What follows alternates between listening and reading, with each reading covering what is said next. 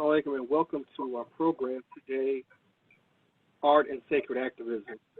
We're going to begin with a brief introduction, then opening, and then go to a welcome by our Director of Islamic Studies, Dr. Ziad. We're going to open with the chapter of Quran, the Fatiha, the opening.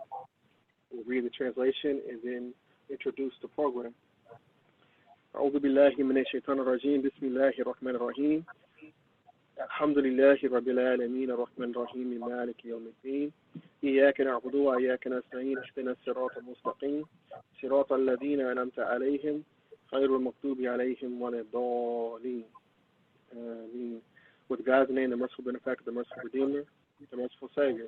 All praise and thanks belong to God, the guardian of all, the cherisher and sustainer of all worlds, all systems of knowledge, the merciful benefactor, the merciful redeemer, master of the day of religion.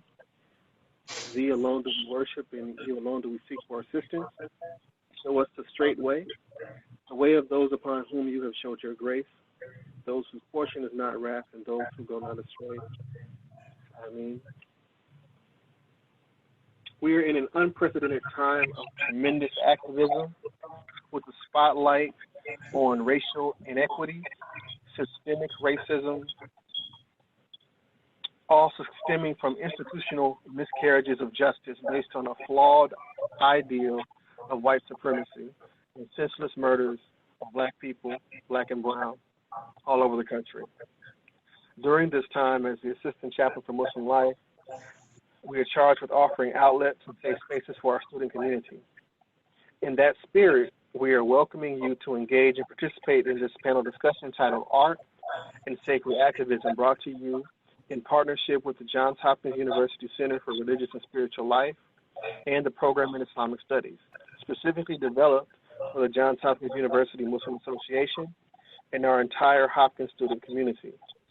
Thank you for joining us and helping us offer an insightful and meaningful program for our students. Now we'll have a welcome by Dr. Humaira Ziad, Director of the Program in Islamic Studies. Assalamu alaikum. Alaikum salam.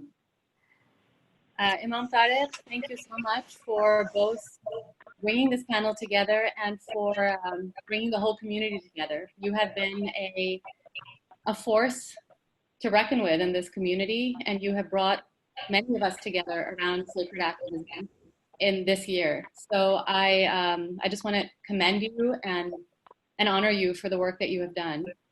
Thank you, Kathy, for helping sponsor this, for being a support, and thank you to the students at JHUMA for being the activists and the powerhouses that they are.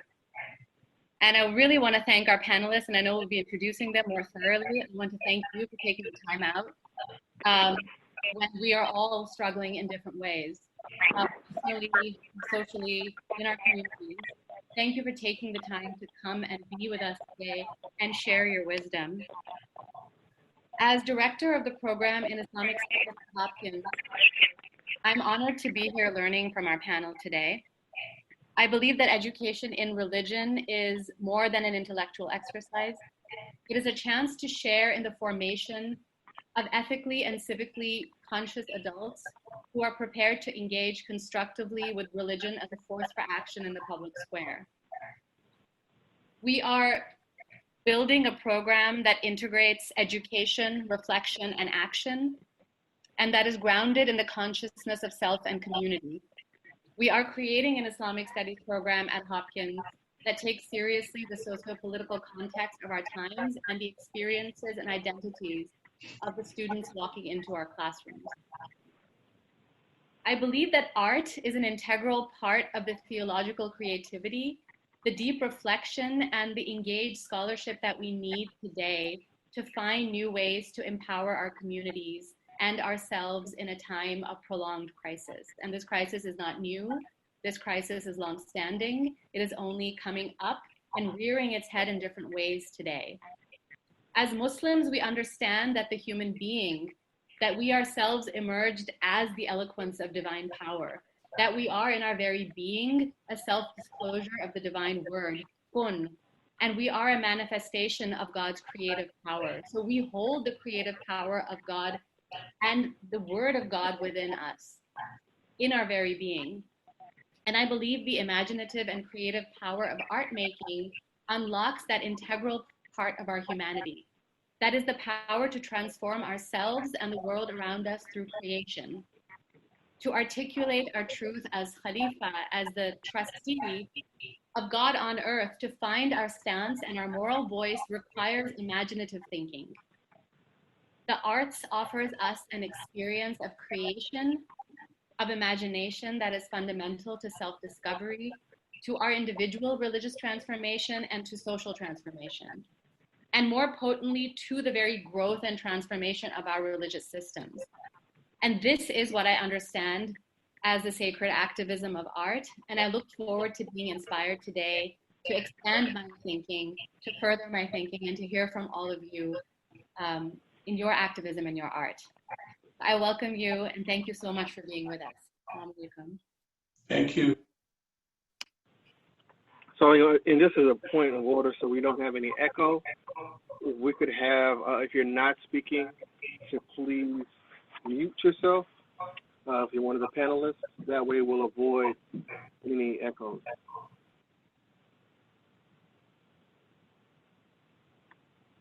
So as we continue, thank you so much, Dr. Ziad, for that eloquent expression and welcome. We want to talk about art and hear from our panelists. And as we will introduce our panelists one at a time, let me see, our students will be, our JHUMA students will be introducing them. So first, speaking of art, as Dr. Ziad said, art is social criticism. Art is an expression of the sacred. Art is an expression of the living spirit and energy around us. Art is also a medium for that expression. It helps us to identify our times, connect to our environment. It has even been said that art is life. As Muslims, we may put that in a different way and say that art is a supreme expression of life. We want to hear from our first panelist, artist Khalid Sabri, and he'll be introduced by Aya Fabullah.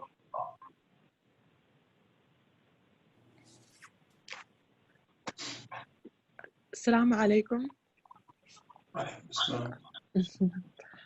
My name is Aya Fabullah, and I'm an events chair at the Johns Hopkins University Muslim Association. So our first panelist is Mr. Khalid Sabri. He has been labeled a neo-expressionist artist for the past 2 years due to his concoction of subject matter such as fashion logos and cartoon characters. As a creative, I believe we should create like an artist, but also market like an ad agency, he says. I believe art and commerce go hand in hand. These controversial subject matters such as racism, materialism, or cultural appropriation are not good commodities to sell to an audience, but with his witness and strategic color patterns, he's able to bring up uncomfortable social matters to his audience, but leave them thinking as they consume his work. As stated before, his work looks like a marriage between commercial art and abstract art, cartoon and high art forms put together. He studied marketing at NYU and was heavily influenced by advertising as a genre of art. He says that he grew up in Harlem in the 80s seeing graffiti on subway cars and on handball courts, but I also visited the MoMA and the Guggenheim as a child, and this created a seemingly duality to my understanding of what art really is. Khatis has had several art shows. He's shown in Tokyo, Boston, Harlem, and Tribeca. His 2018 collection called Sneaker Culture took a spin on the idea of materialism by using sneaker buying and selling as a metaphor for overconsumption. He is now working on various subjects like symbolic racism and do-for-self culture as muses for his new works in 2020. Welcome.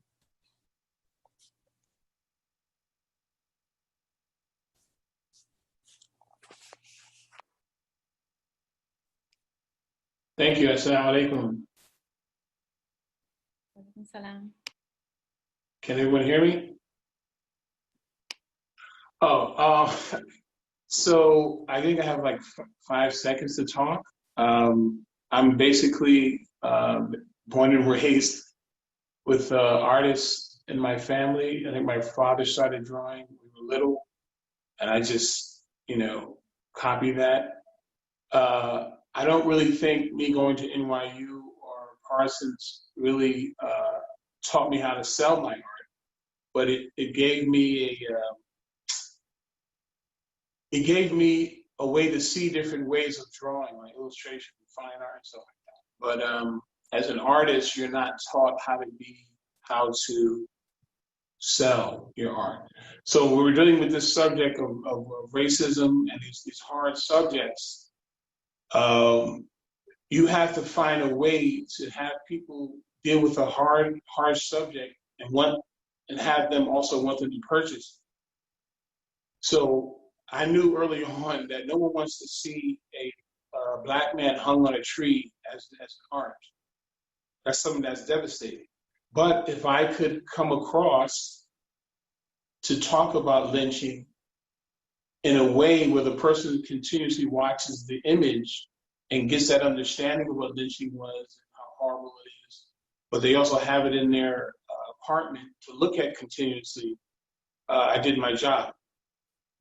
So as an artist, when you're selling physical paintings, the hard thing is when you're dealing with very harsh and sensitive subjects, how do you get people to purchase it as well? You want to express it, but how do you purchase it? You know what I mean? So that's one of the things that I've always dealt with when it comes to my art.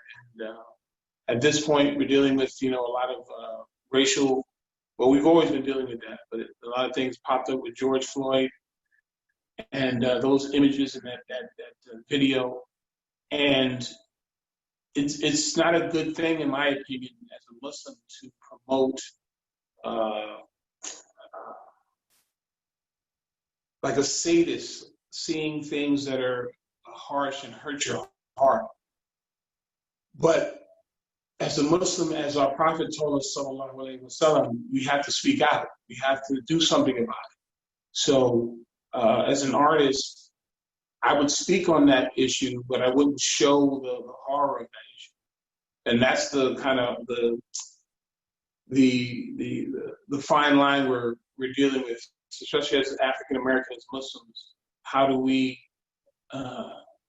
show something that's horrendous, have people think about it and change it, but also have them to purchase it, I would say. That's all I have to say at this point. Thank you, Colin.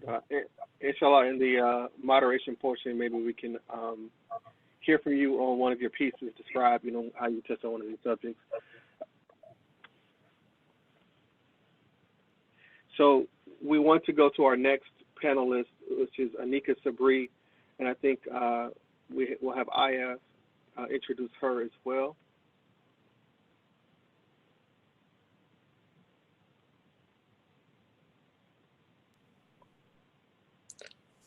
Actually, I think it's Maheen doing Anika Sabri. Okay. Go ahead, Maheen. Assalamu alaikum. Wa alaikum salam. So I'm also part of JHUMA. I'm one of the other events co-chairs. And it's my pleasure to introduce Anika Sabri. Anika Sabri is a Brooklyn-born artist, illustrator, graphic designer, and color enthusiast. She started her own design company over 10 years ago and has experience providing various design services to small businesses, organizations, conferences, and events throughout the country. As an artist and illustrator, she is always in create mode and has been drawing for as long as she can remember. Her art is a representation and expression of the love she has for her people. As a Black Muslim woman, she has a voice not usually heard, and her art is that voice. You will find that many of her pieces speak to the strength and beauty that exists in us as we naturally are. As an artist, she aims to create images that uplift, inspire, and empower. Thank you.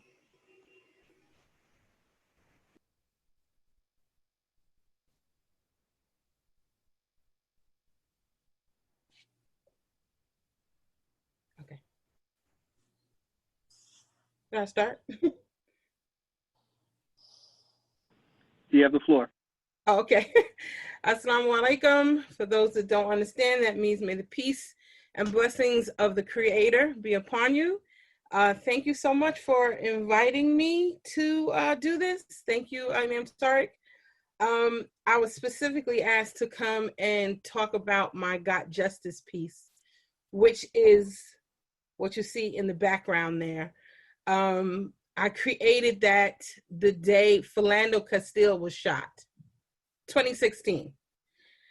It was the day of the Eid, and I was here. I was, at the time, I hadn't moved to Maryland. I was still in Brooklyn, but I was here for the Eid. So I was with my family. I think we were at Great Adventures, and I was just being present, you know, having a good time, wasn't looking at my phone. And then later that evening, I'm scrolling through Facebook, looking at all the beautiful Eid pictures, and the conversation started to change. And I'm seeing, don't look at that video, don't look at, and I'm like, no, this cannot be, because Alton Sterling was shot the day before. And as I realized, not only did another brother get shot, man was shot in front of his wife, in his car. I was just so full of, you know, everything you could imagine, sadness and disbelief and rage. And at the time, I had a Samsung Note, the phone. I bought the Note because you could draw on it. So this piece was created in my bed on my phone. And I remember at one point having to wipe the screen because I was in tears. So it was really just an organic expression of what was in me at the time. I tend to draw a lot of Black women. I love drawing a lady with an afro. So it was just kind of unfolding as I was doing it. I knew I wanted her to have like tears in her eyes because that's how I was feeling. And then the flag, somebody actually asked me this at a festival, what made you put the flag across her mouth? I really don't know, to tell you the truth. But I do know that we have a very complicated relationship with the flag as a symbol of the land of the free and home of the brave, when we are still in this struggle for anything that looks like that. And it's stifling. So as an artist, I think, I know the other artists will agree, when people ask you these questions, it kind of makes you like, look at, okay, why I did that? Because a lot of times you're not really conscious of it. It's already in you, working in the background, just like the power of images. They work sometimes in the background, and you don't really know how you're influenced by what you see. So this piece in particular, like I said, it was kind of just evolving. So at one point I was like, I'm going to put some of the names in her head, because I also have another piece called Legacy, where I have the names of different women in the woman's afro. So at one point I went to the Black Lives Matter. I went to Black Lives Matter website, and I could not get over the list of names. And so I think what struck me, besides just whoa, was there's so many that we don't know. There's so many names that we don't know that don't make it to, the media. So I started putting the names in the afro, and then I showed it to my sister the next day. This was not meant for sale, to put up, none of that. It was just me getting it out. And I was reading this exchange on Facebook, and somebody said, well, when are we gonna get justice? And that's why I was like, I know what I'm gonna put on her shirt. Got justice. Very simple, says what it needs to say. And my sister was like, you need to put that on Instagram. So I put it on Instagram. People started using it as their profile pic and whatnot. And a little while later, this organization posted it on their Facebook page, cropped my name and stuff off the bottom, put their logo on it. And I had a friend call me. It's like a Friday night. Do you know that this site has blah, blah, blah? So I went onto their page. I sent them a message. When I woke up the next day, my phone was gone. I thought somebody had passed. The way my phone was going off.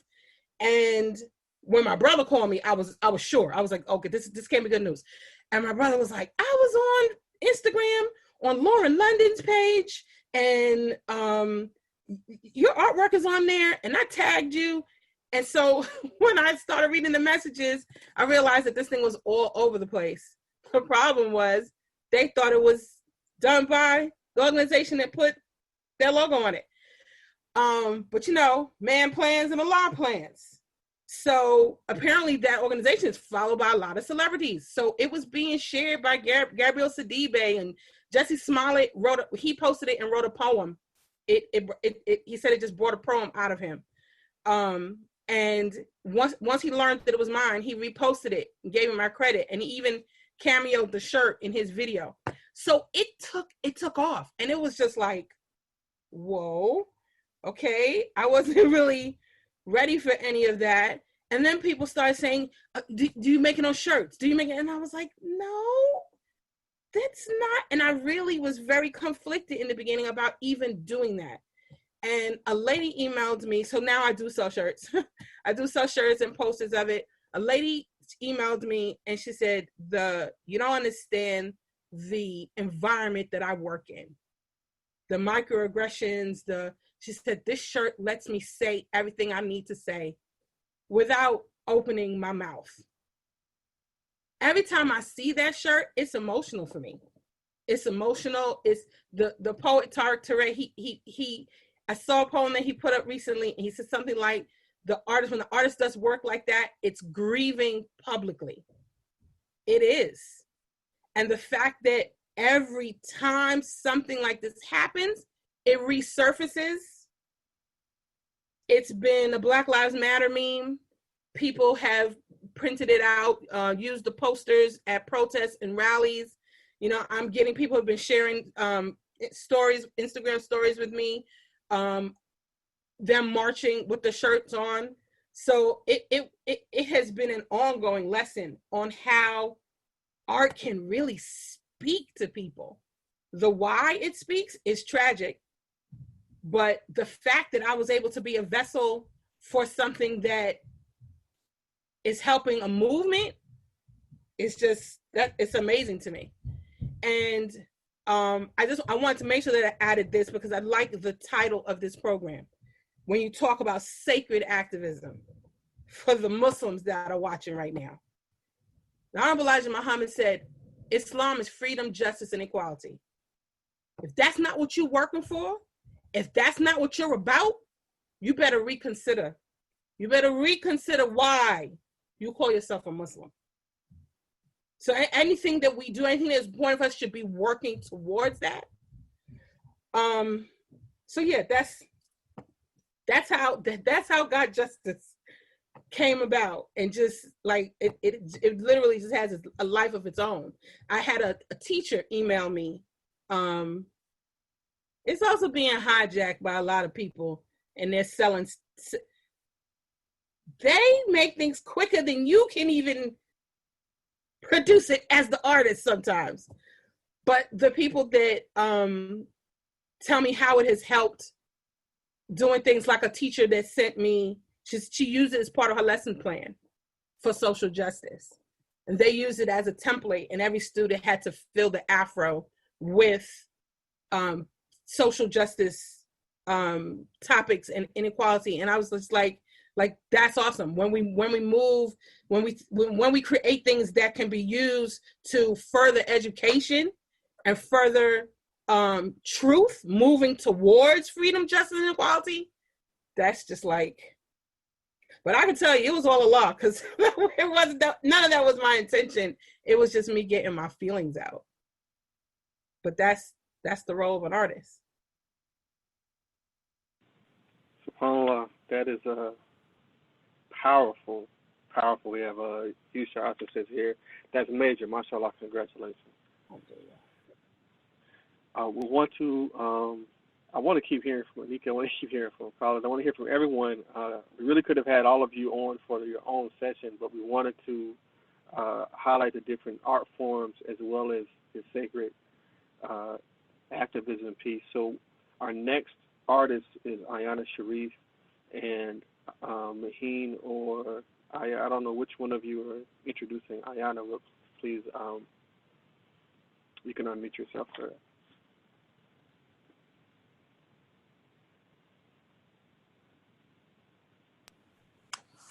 Hello again.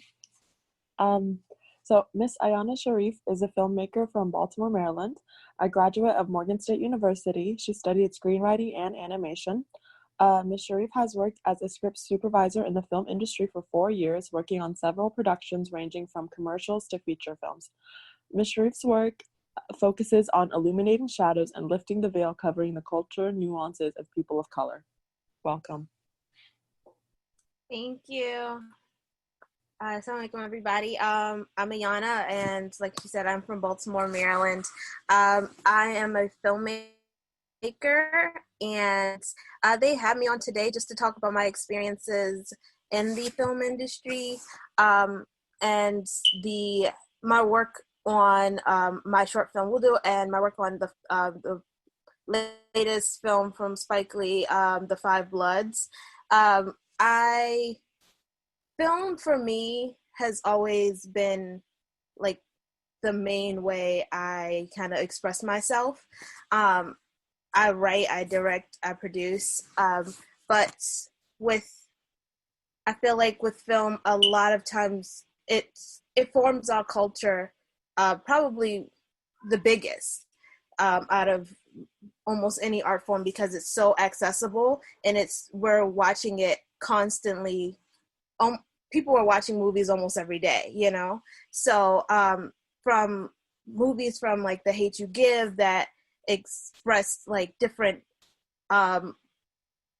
protests within that movie where it was like a woman's voice and a young girl's voice and like her father being there, her Black father being there, which was portrayed beautifully, to my film Wudu, which is about a girl who goes into the forest to find solitude and purify herself and find her voice after everything in society tells her to be quiet, that she's nothing, that she's not going to be anything.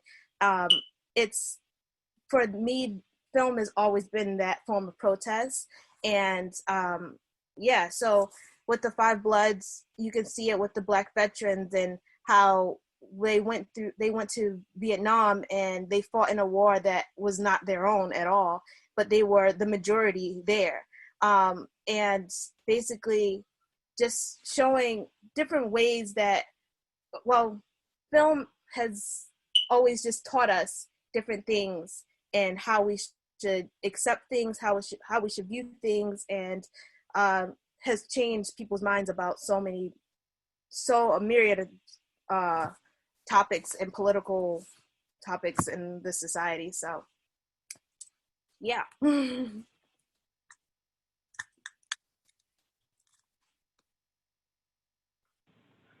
Thank you, Ayana. You will probably definitely get some questions in our Q&A, just because you're right, film is such a powerful medium of expression for our society.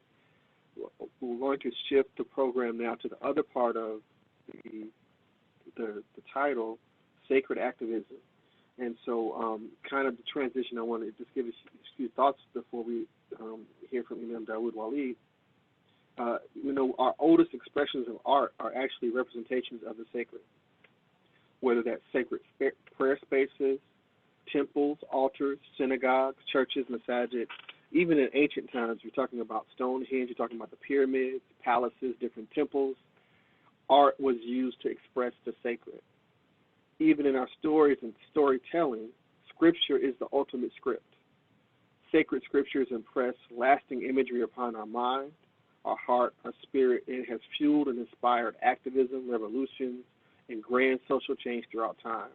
In fact, many of the religious teachers and founders could be considered activists. So now we're going to learn about sacred activism. I believe Maheen is going to introduce Imam Dawood Wali. Hello. Okay, so Dawood Walid is currently the Executive Director of the Michigan chapter of the Council on American Islamic Relations, member of the Michigan Muslim Community Council, Imams Committee, and a senior fellow at the Auburn Seminary based in New York. Walid has studied under qualified scholars the disciplines of Arabic grammar and morphology, foundations of Islamic jurisprudence, and sciences of the exegesis of Quran. He previously served as an imam at the Masjid Wali Muhammad in Detroit and the Bosnian American Islamic Center in Hamtramck, Michigan. He is the author of the book Towards Sacred Activism, co-author of the book Centering Black Narrative, Black Muslim Nobles Among the Early Pious Muslims and Centering Black Narrative, Al-Bayt, Blackness in Africa, and author of essays in the 2012 book All-American 45 American Men on Being Muslim, as well as the 2014 book Quran in Conversation. Thank you. Brothers and sisters in Islam, Assalamu alaikum. We begin with Allah's name, the merciful benefactor, the merciful redeemer. The praise and thanks belongs to Allah, the guardian evolver, cherisher and sustainer of the systems of knowledge. And we seek the prayers and the peace upon our leader and our prophet Muhammad, and upon his family member and his companions and all the righteous, and what follows in this salutation. In regards to what's going on right now, and as it was mentioned in my biography, I did write a short book called Towards Sacred Activism that came out about 1.5 years ago. And a lot of what I wrote about 1.5 years ago seems to be relevant to many people now, because it's speaking to a continuum of certain challenges that we have as Muslims here in these United States of America, but I would say Muslims in the West in general. And when we're talking about activism in this particular time, especially with a lot of younger Muslims, I don't believe that the primary issue of contention is whether Muslims should be involved in activism or not. I think that's an old conversation for maybe people around my age, Generation X, Muslims, Muslims from immigrant backgrounds of my generation and perhaps older.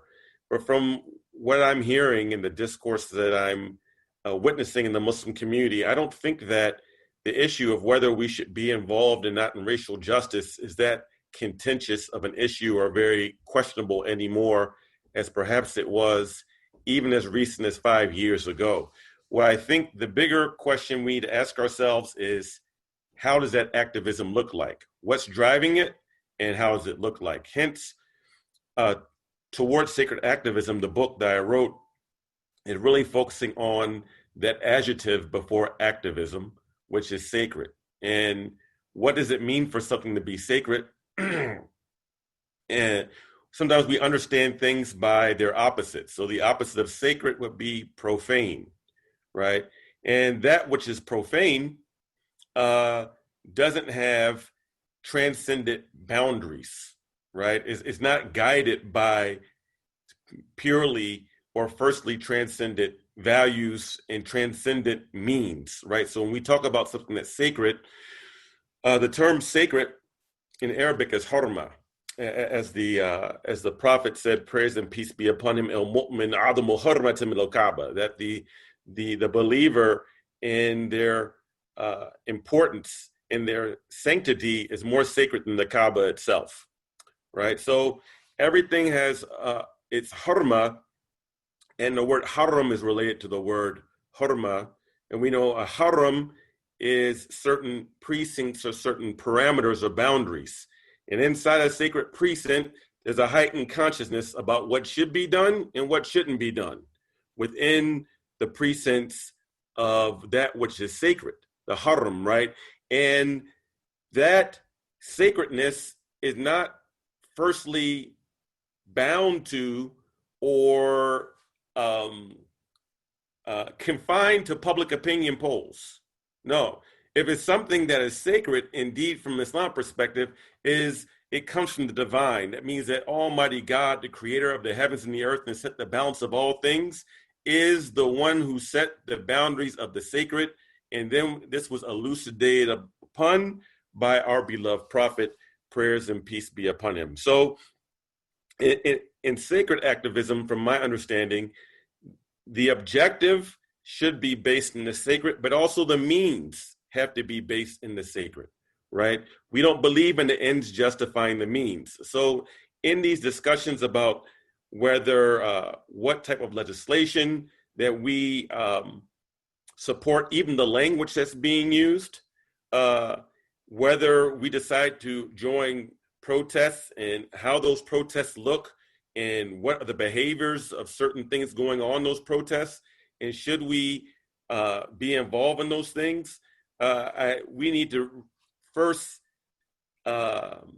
center back to what would the Prophet do, sallallahu alaihi wasallam? What was his uswa? How did he go about doing things? Which means that we have to have some knowledge and do some research to be connected with our sacred tradition so that we aren't following people in a type of profane activism where we look at a goal that we think is noble, and in fact is noble, but then we could be involved in also in joining that which is prohibited or that which is profane or using profane means as a vehicle of we think is going to towards a just cause, and that's not an acceptable way forward.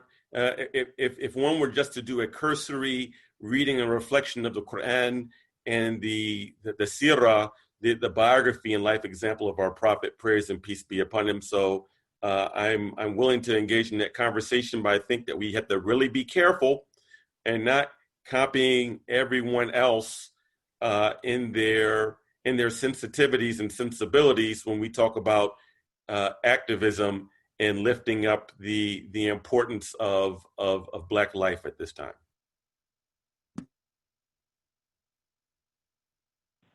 SubhanAllah, that was a mouthful. I think as it relates to our artists, and I think and we've heard that from many of our artists as well, that the work is, as an artist, you're a vessel of the sacred, where things come through you, and you don't know, necessarily how they're going to be used, but that also has, we have to purify our intentions and make sure that we're within those boundaries. I like the way you put that. So at this time, we're going to modify. We have about 15 minutes left. We want to open the discussion for all of our panelists. We want to open the questions for all of our attendees. You're welcome to ask questions. We have a Q&A. Also, you can speak in the chat, and I'll moderate. We'll take your questions from the chat or from the Q&A. But this is open for any, all the panelists. You can come off mute. We can, and you can further any points that we have. Do we have any questions? You can raise your hand in the chat. You can also type in your questions, comments in the Q&A section, the chat section, or raise your hand in the, I guess that's in the panelist screen.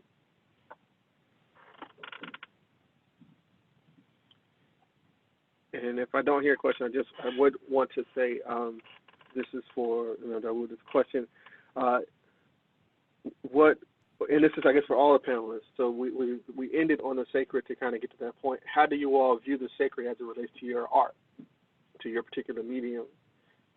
How does that relate?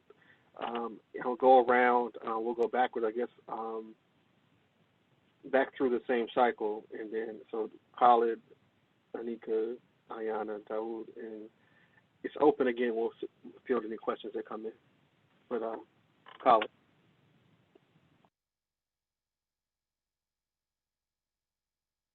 Everyone has to unmute. I remember being in my 20s. I'm in my 50s now. I remember being in my 20s, and my understanding of sacred was different what it is now because of my young mind.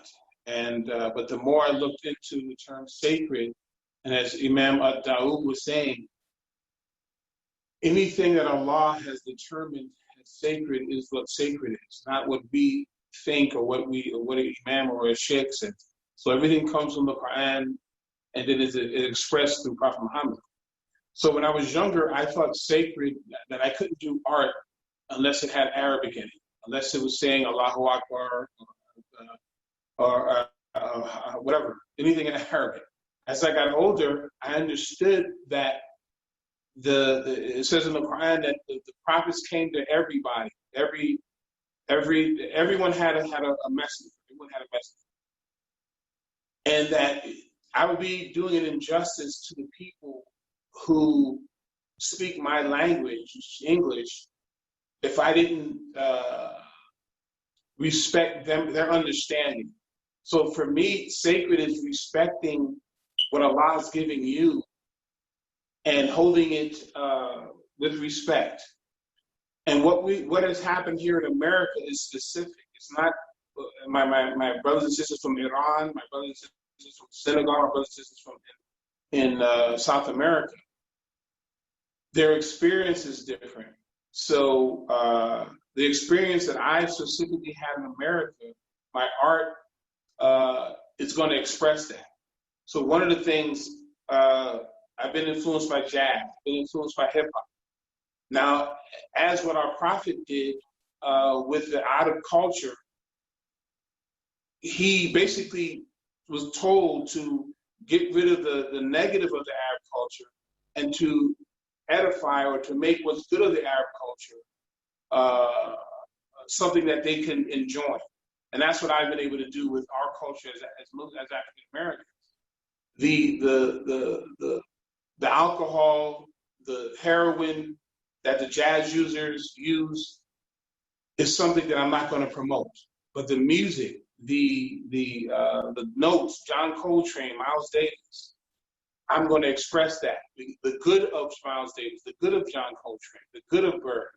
But I'm not going to express that Bird died of heroin and saying that heroin is something that we should, that heroin is something good.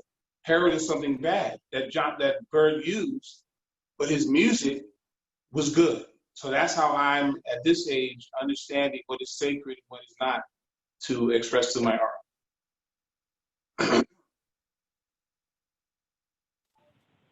Okay, and Anika, thank you, Khalid. That's excellent. We have questions too. I'm just going to read the question, and as you wish, you can continue on the same vein with the sacred or answer these questions in the question window. The first one is, how do you see art influencing or being influenced by recent Black Lives Matter activism? How do you see art influencing or being influenced by recent Black Lives Matter activism? The second question, for you, what kinds of support do you want to see from non-Black Muslim communities, both as Black Muslims and as artists? What types of support are less helpful than people think, and what would be some better ways to support? Okay. Well, Khalid's answer to the first question is kind of my answer. Being myself is sacred in itself. Coming through as who I am authentically. But my faith, so I was taught Islam is a way of life, right? So it doesn't separate from anything that I do. So the same way when I'm cooking something to eat, I'm not going to be cooking pork. When I sit down to draw something or create something that's from me, it's still going to have, I'm still going to try to stay within those guidelines of what I believe is my faith practice. So,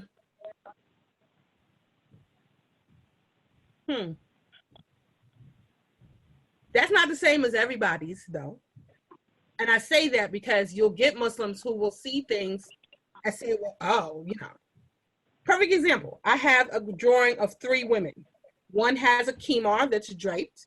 One has an afro. And I think one has like a puff or something. And the sister saw it and she was like, I'm so happy that you have Muslims represented. But she said something like, I'm so glad I see a sister with a khimar. You've got Muslims represented. And I said to her, how you know they're not all Muslim? So what I expressed as a Black Muslim woman of Afro-Caribbean descent and my sensitivities, not always the same thing as everybody else. That being said, how do I see art influencing and being influenced by? Once the person is influenced, once the person has certain things inside of them that they want to express, that's what you're going to see.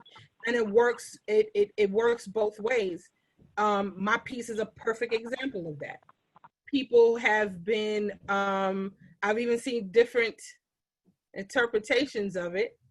A sister did one with all the women that have been shot, because a lot of times that gets lost, right? It becomes about our brothers, and the sisters get lost. Even right now, you know, a lot of times in the list of names, you don't hear Breonna Taylor, right?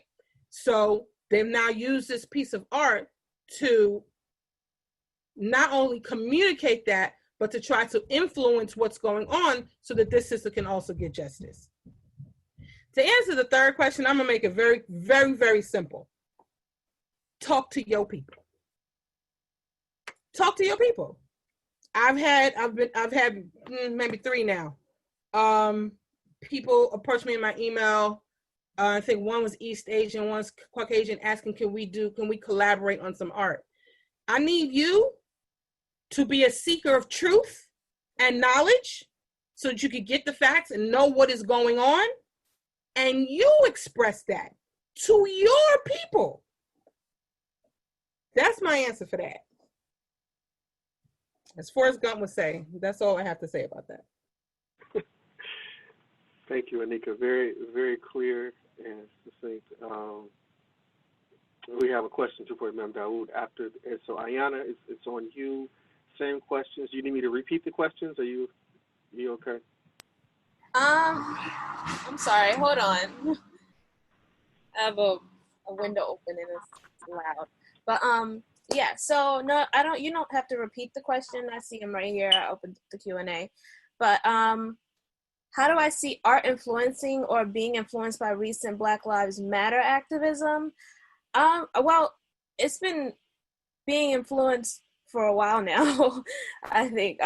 So like you see different like independent movies coming up just because of the police brutality and people's experiences being pulled over or being stopped by the stop and frisk type of cops and different things like that. So art has been being influenced for so long, and also just from, I will say, even the murals on the ground, the Black Lives murals on the ground on these streets that's popping up on every city that are done. A lot of them are being done by Black artists, and that is for me in a form of activism. And it kind of fuels people to kind of want to start to do something. It shows people like, oh wow, they like put that out there. I'm happy about that. Like I'm about to go. I want to go out now. I see something happening. I want to try and make a change. So with that one, I mean, Black Lives Matter. Black people have been influencing art forever. So it's kind of like, I don't know. But what kinds of support do you want to see from non-Black Muslim communities? For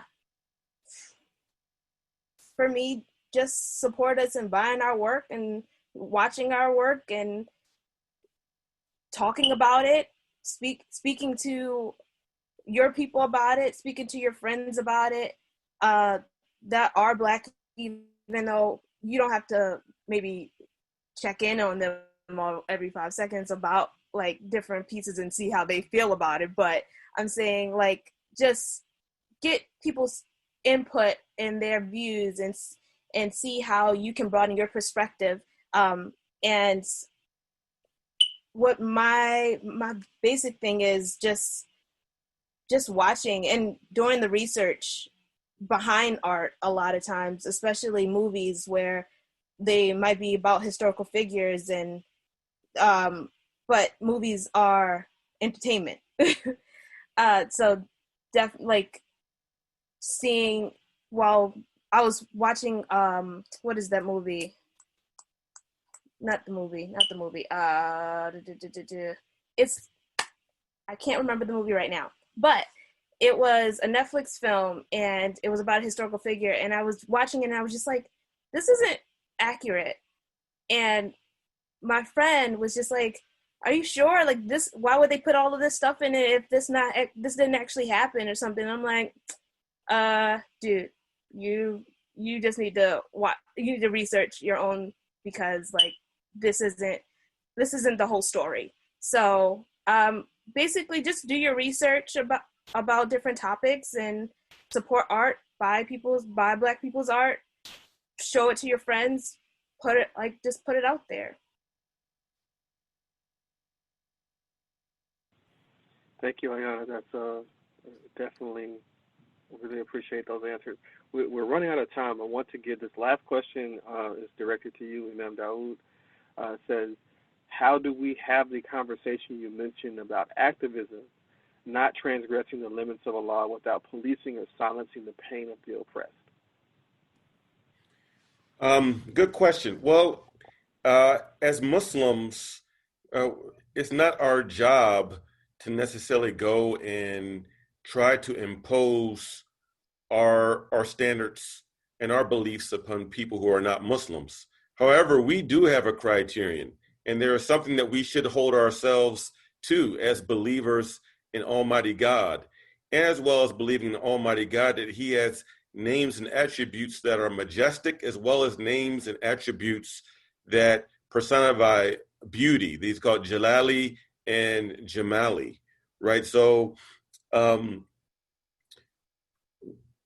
think partly too, and I'm not trying to say this to be funny, but I think we even need to interrogate this language that we've been given about silencing other people's pains or policing other people. This is a type of foreign type of discourse from our discourse. Like, we as Muslims, we have an example of the Prophet ﷺ, and he had Sahaba like Bilal and others who were extremely oppressed, right? When some of those companions transgressed the limits, he corrected them, right? And he showed them a better way, a different way, but he didn't say that he's going to let things slide amongst his companions simply because they had been oppressed by Quraysh, or they had been formerly enslaved, or some of them had their family members killed, right? So this is for a larger discussion, but just as the oppressors need transformation, and they need to be held accountable, and they need spiritual remedies for the disease of the heart, the oppressed also need healing, and the oppressed have trauma, and there needs to be some spiritual remedies given to the oppressed as well as the oppressor, and those have to be dispensed properly, of course, with kindness and gentleness, but it can't, in my opinion, it just can't be chalked up as,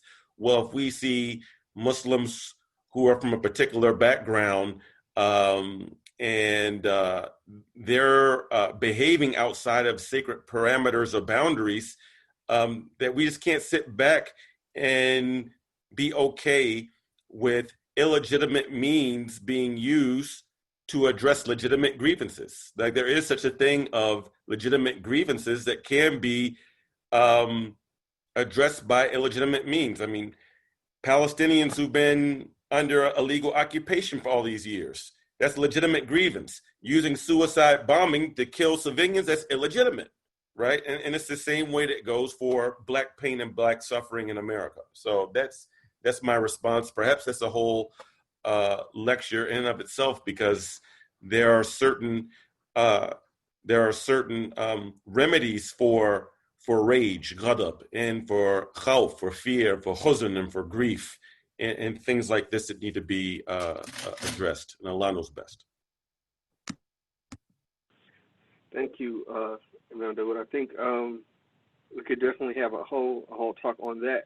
I think the thing that, as we close here, the reason I've talked to Dr. Ziad, Dr. Omar Ziad, the director of the program in Islamic Studies, and I've talked to the chaplain's office here at the Center for Religious and Spiritual Life at Johns Hopkins, and we're very interested in the intersection of these areas. We look at the intersection of religious and spiritual life, the intersection of Islamic studies, the intersection of these areas in our society. And I think we've heard from you panelists today a very rich discussion. We did art and sacred activism, but we see the intersections. A lot of times, we live in a country that says there's a separation of church and state. And that's the legal, the governmental entity that we have established in America. But as human beings, there is not a separation of the sacred from our life. Whether we even appreciate it or not, whether we believe in the sacred, whether we believe in God or not, the intersections of things that are sacred for human beings, life being one of them, the intersection of the life and family values, or the value, the connections, the interconnectivity of our lives, our parents, our loved ones, our friendships, the things that we cherish. Whether we believe in God or not, those things are still commonly human. And I think that there's a lot of intersection, a lot of value. I think the one thing that I really take away from all of you, and as we close, because we don't want to push the program outside of the time that we allotted for it, is, remember what you said, these are spiritual remedies that we're looking for. Legitimate grievances, the spiritual remedies. And even hearing from our artists, Ayana, Anika, and Khalid, that the spiritual nature of your art, your work, that it's something that comes through you, that's an expression that comes from your spirit, that comes from your soul, that comes from a creative presence, that's something that's bigger than just emanating from you. It's something that you're getting from the environment. As you said, Ayana said, it's been influencing the environment for years.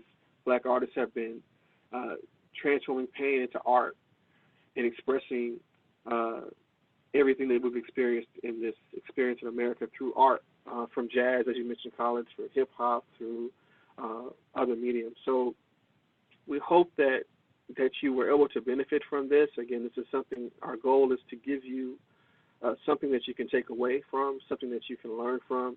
And we have recorded this. We will have it on our social media sites, and hopefully the reporter here, a journalist from the newsletter, will also include this in the Johns Hopkins newsletter. But you can feel free to share that and discuss it. I think we have artists here you can support. You can purchase their art. I own some of Anika's art in our household, as well as Khalid Sabri's art. I own some of Dawood's books. I'm looking to purchase Ayana's next films as they come out. Watching The Five Bloods this weekend, and we've seen Wudu. So there are ways to support.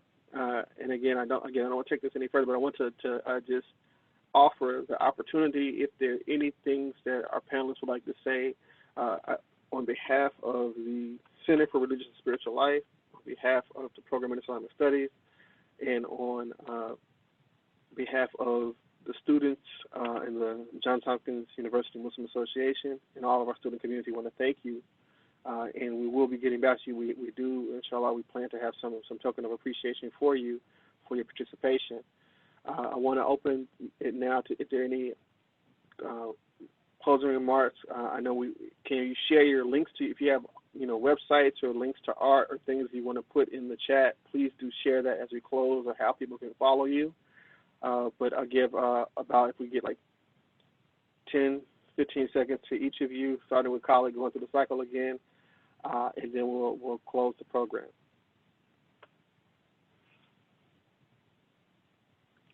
Khalid, are you still here? Just unmute, and yes. If you can tell people how they can find you, and if you can share any of your links in the chat. Basically, www.khatees.com,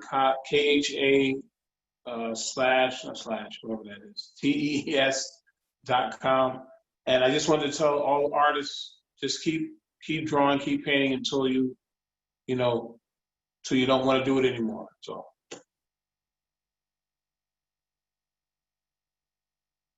Alhamdulillah, thank you. Anika. My website, is that me? Of course it is. Sorry. My website is newafricadesigns.com. Yeah, that's it. Khalid keeps saying everything I want to say. So. Continue to support the artists how you can. And yeah, that's it. Thank you. Ayana? So thank you for having me on, and I posted my link to my short film in the chat, and my Instagram is Ayana Sharif, so my name, my first name and last name, and the link in my bio is actually the short film as well. So yeah, just if you're into film, if you want to make films, make it on anything, make it on your phone, make it on the camera that you have. It's been like so many films being put out now that people have made on their iPhones and Androids, and you can do it. Get your nieces, get your nephews, get your friends, whoever. I swear, like anybody can make a film now. So, and just express yourself in the best way possible.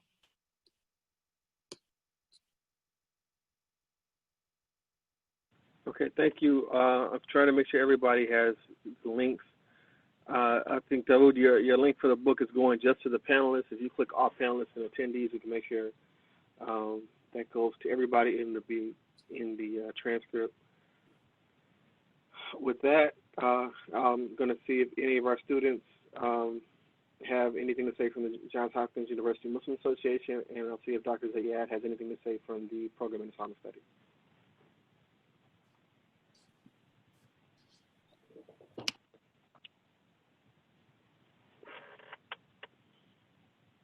So that would be Maheen or Aya if you want to say something on behalf of JHUMA. If not, it's okay. And Dr. Ziyad afterwards. Yeah, thank you so much. I just wanted to thank all of you for bringing yourselves to this discussion, for showing up what it means, the intersection of art and activism, what it really looks like. And I want to follow up with what Imam Tariq was saying, that we are really keen to knock down these divisions that we've created in the study of religion and the practice of being human. I believe when people come to study religion, even in secular settings, they are coming as seekers. They're coming with questions. And if we could start, even in the university, to start really shifting those harsh divides we've created between practitioners, between spiritual life and the study of religion, the academic study of religion, this is something that I'm keenly interested in, just the same way that you have shown us how being an artist is a sacred act in and of itself. So I thank you again. Thank you for bringing yourself here. Thank you for teaching us, and thank you for being with us. Alhamdulillah. Thank you so much, Dr. Ziyad, for sharing. Maheen or Aya, do any one of you want to say anything on behalf of JHUMA as we close and get out of here? Yeah. Sorry. Hi.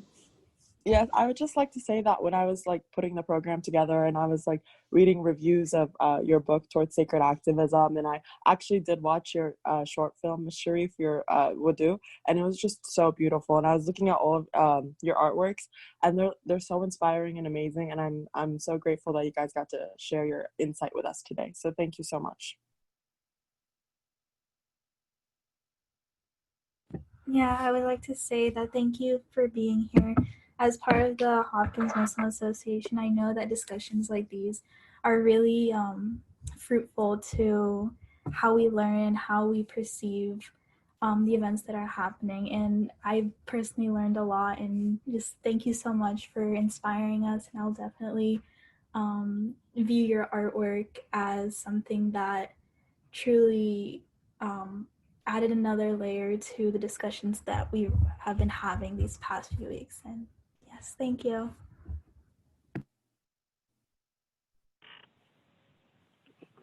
Thank you. And I think that's it. We do have one of our chaplains here as well. Maybe if you wanted to say anything, you're definitely welcome. If not, I'm going to go ahead and close the program. But I see you here, so I wanted to give you that option if you were available.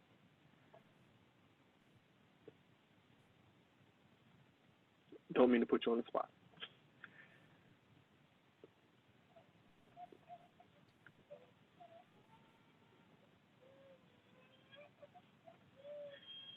And I guess with that, I want to thank all of you again. We'll follow up with you afterwards. Thank you for your time. Thank you for your participation. And I'll reward you for what you have done. And like I said, we will follow up with you for this token of our appreciation for you joining us. Thank all of our guests. Thank all the students, all the student groups that joined us today, and those who will view this after the live session, who will be looking at it later. We thank you for participating. We thank you for being involved. May this be a beacon of light and guidance in terms of many of the mediums and ways that we can use art as a powerful medium, as therapy, as ways to help us in this moment that we're experiencing. With that, thank you so much for everything. Assalamu alaikum. God's peace be upon you. And we say that as a prayer, meaning that the peace that only Allah can give, the creator of peace, the creator of serenity, that creator of that state of being, give that to you. And we hope that we've been a part of giving some of that to you today. Again, thank you. Assalamu alaikum. Alaikum assalam. Alaikum assalam.